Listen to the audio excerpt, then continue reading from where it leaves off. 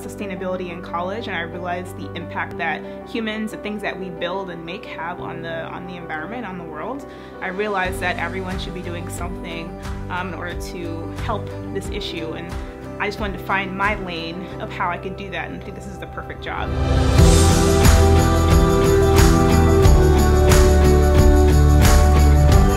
As a sustainability engineer, I work with all of our manufacturing sites, and we have over 130 in North America. And that includes decreasing our energy usage, our carbon emissions and other particulates, our water discharge, and our waste production. Saint-Gobain is a huge company. We have a very large global footprint, and if I can help the sites decrease, our carbon emissions by 5%, that's a lot. One thing I'll say is that you don't have to have sustainability in your job title in order to have an impact on sustainability, environmental sustainability. I work with engineers, I work with plant managers, I work with environmental health and safety professionals on projects that they're doing at their sites.